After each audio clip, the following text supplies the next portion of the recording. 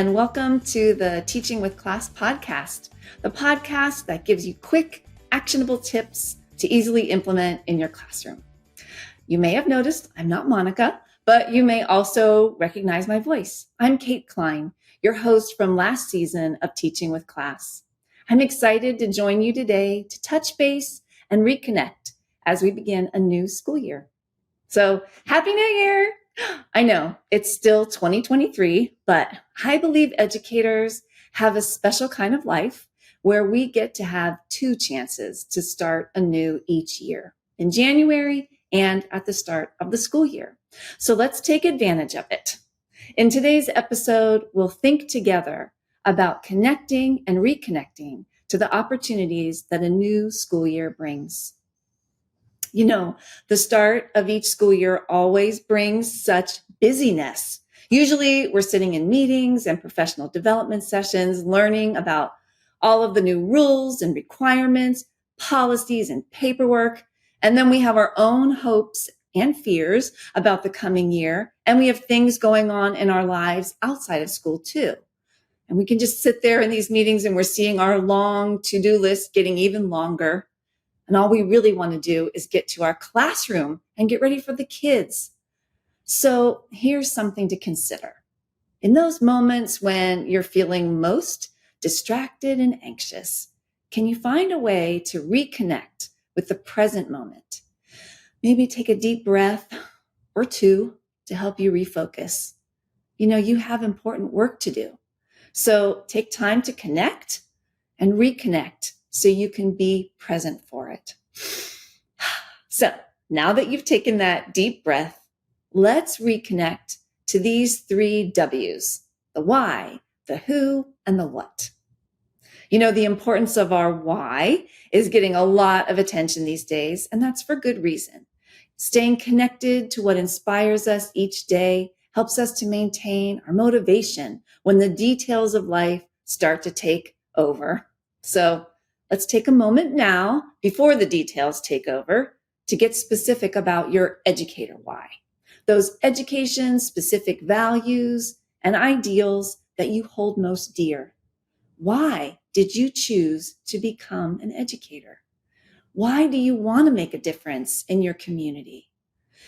So picture this school year, the first day, the last day, and some random days in between. Think about the things that need to be happening each day. The sights, the sounds, the interactions, the emotions. What needs to happen each day to make your why a reality? So when you're taking that deep breath, bring some of those to mind. Many people might come to mind when you think about your who, but let's narrow things down to three who's: your students, your colleagues, and yourself.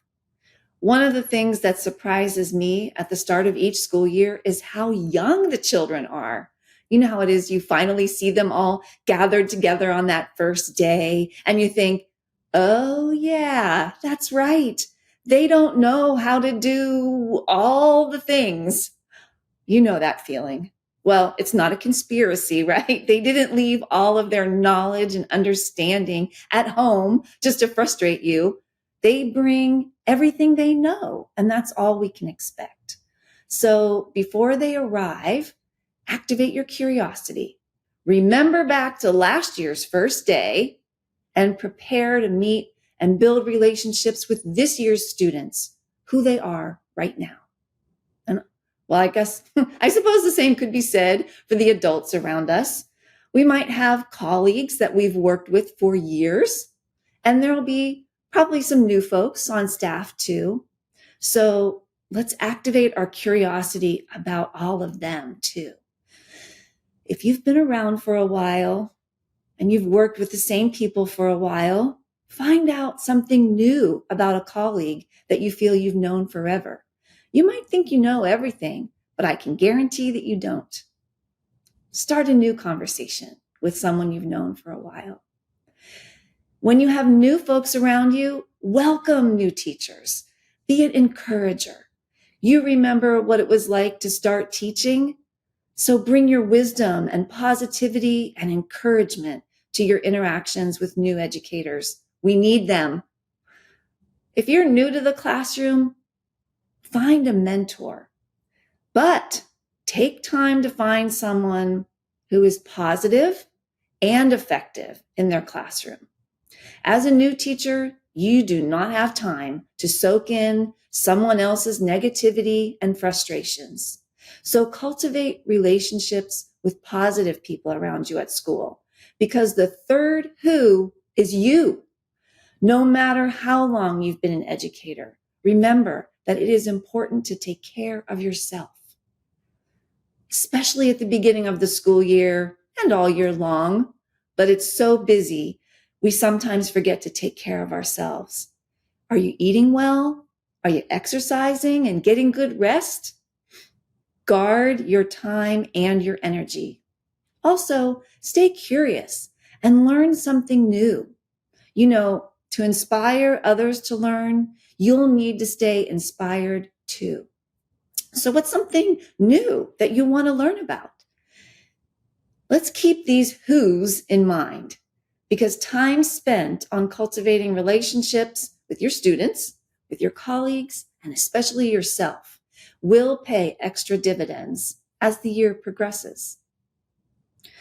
Our last W is the what you do each day in your classroom. So the good news is I'm not here to add to that already very long to-do list. So this is just a quick reminder. Last year in an episode, I mentioned the woulda, coulda, shoulda notebook. You remember, if only I would have done that science activity differently, or I should have thought ahead about that child's needs, or I could have asked for parent help during that event. The woulda, shoulda, coulda notebook is a place to record your reflections on how the what went during the school year. So if you started a woulda, shoulda, coulda notebook last year, before you get any further into this school year, take a look at it to remind yourself about the wisdom you recorded back then that you've already forgotten about. You'll continue to add to it this year. If you haven't started a woulda, shoulda, coulda notebook, just grab a cheap notebook and get one going for this school year. While you're making this year's lesson plans, add in a few minutes to reflect on the what of the past week. What went well? What could help turn this year's dud activity into next year's light bulb moment? Each nugget of what wisdom you record is a note to your future self. And this time next year, you'll be glad you did. So I'm so grateful that I've had this opportunity to connect, or maybe reconnect, with you in this time of preparation for the coming school year.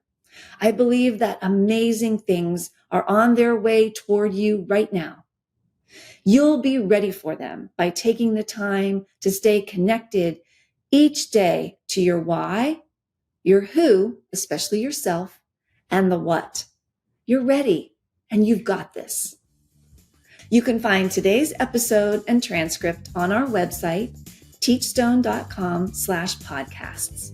And remember, take care of yourself, because what you do matters.